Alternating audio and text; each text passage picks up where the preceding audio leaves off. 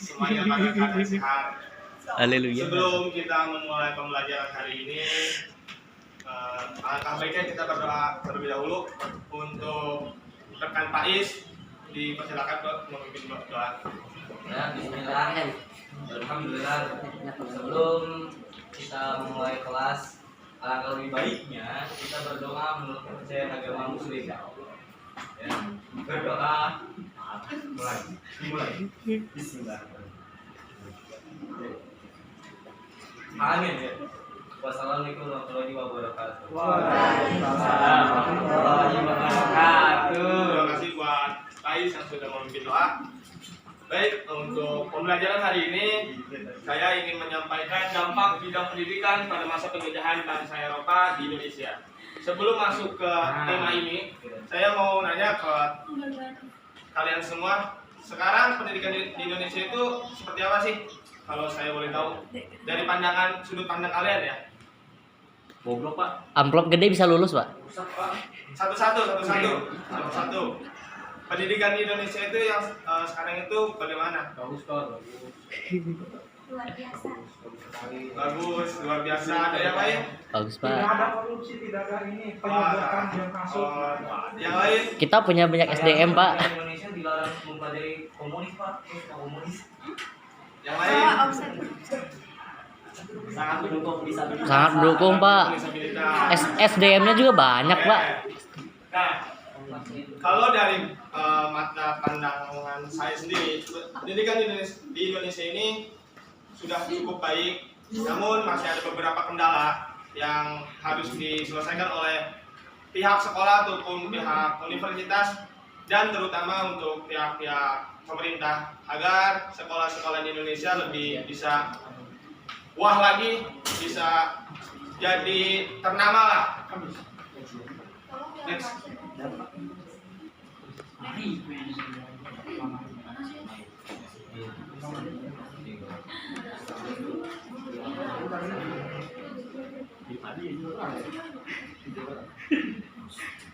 Ya, pendidikan di Indonesia muncul karena adanya tindakan kolonialisme yang dilakukan oleh bangsa Belanda di Indonesia. Bahkan karena hal tersebut, pendidikan di Indonesia menjadi lebih berkembang. Pendidikan mulai dianggap penting pada saat kebijakan politik etis yang dilakukan oleh pemerintah kolonial. Perhatian pemerintah kolonial Belanda terhadap pendidikan dikarenakan untuk memenuhi kebutuhan tenaga kerja di sektor-sektor swasta dan pemerintahan. Tetapi sekolah-sekolah yang didirikan pemerintah menganut sistem pendidikan barat dan hanya bisa dimasuki oleh kalangan bangsawan. Jadi awal masuknya pendidikan di Indonesia itu karena ada pengaruhnya dari bangsa kolonial Belanda, di mana bangsa kolonial Belanda ini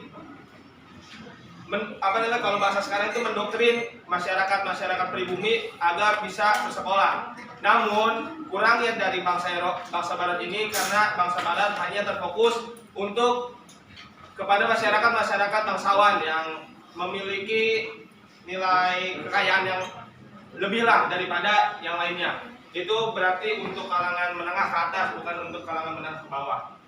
Next. Usaha-usaha yang dilakukan oleh kolonial Belanda dalam bidang pendidikan tidak lain adalah untuk keuntungan pemerintahan Belanda, yaitu menghasilkan pegawai administrasi Belanda yang murah, terampil, dan terdidik. Selain itu, pemerintah Belanda menyusun kurikulum pendidikannya sendiri. Akibatnya, perkembangan pendidikan dan pengajaran di Indonesia sampai abad ke-19 menunjukkan kecenderungan politik dan kebudayaan. Tidak semua masyarakat mendapatkan pendidikan. Masyarakat yang mempunyai jabatanlah yang dapat merasakan pendidikan seperti keturunan raja, keturunan bangsawan, pengusaha kaya, dan yang lainnya.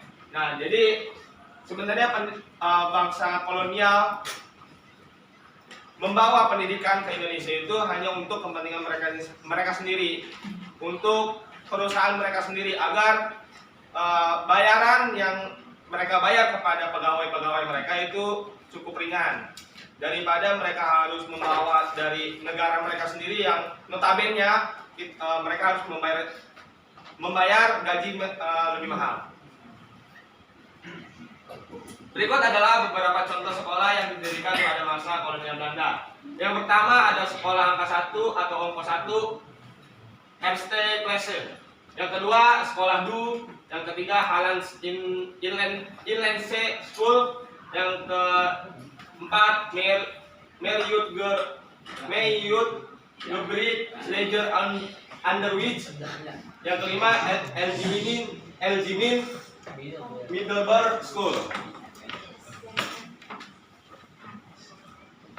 Ya, yang selanjutnya dampak penjajahan bangsa Barat di bidang pendidikan. Yang pertama, munculnya golongan-golongan terpelajar di Indonesia. Yang kedua, bangsa Indonesia bisa membaca dan menulis sehingga dapat menjadi tenaga-tenaga kerja di perusahaan Belanda. Yang ketiga, bangsa Indonesia menjadi tahu perkembangan yang terjadi di luar. Dari tiga dampak ini, yang dampak yang kedua itu kalau menurut saya sedikit merugikan untuk bangsa Indonesia sendiri, karena mereka belajar itu hanya untuk memuaskan dan memperkaya bangsa Belanda, bukan untuk memuaskan atau memperkaya diri sendiri ataupun bangsa sendiri gitu. Dan juga masyarakat Indonesia yang sekolah itu bukan nggak seluruhnya bisa mendapatkan pendidikan.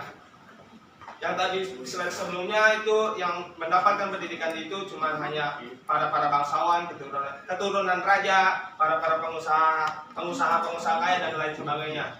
Jadi ada dampak positif dan ada dampak negatif dari pendidikan yang dibawa oleh kolonial Belanda.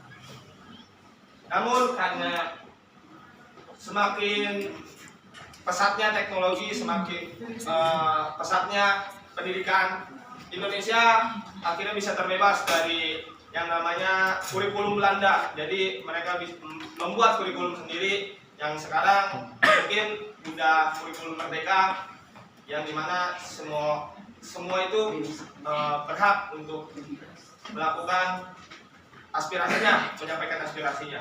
Jadi semoga Indonesia menjadi negara yang berpendidikan lebih maju lagi. Semoga Indonesia bisa menyaingi negara-negara seperti Amerika, Inggris ataupun yang lainnya. Mungkin hanya itu yang bisa Bapak sampaikan. Jadi teman-teman semua, rekan-rekan, saya memanggilkan rekan-rekan aja biar kita lebih akrab. Rekan-rekan semua itu harus lebih rajin lagi belajar, lebih rajin lagi untuk menuntut ilmu, di mana ilmu yang kita dapatkan itu bukan hanya untuk diri kita sendiri, namun harus kita sampaikan kepada orang lain agar ilmu kita menjadi ilmu yang bermanfaat dan bisa membanggakan negeri ini. Terima kasih, kurang dan lebihnya mohon maaf. Wabillahi taufiq wal hidayah. Wassalamualaikum warahmatullahi wabarakatuh.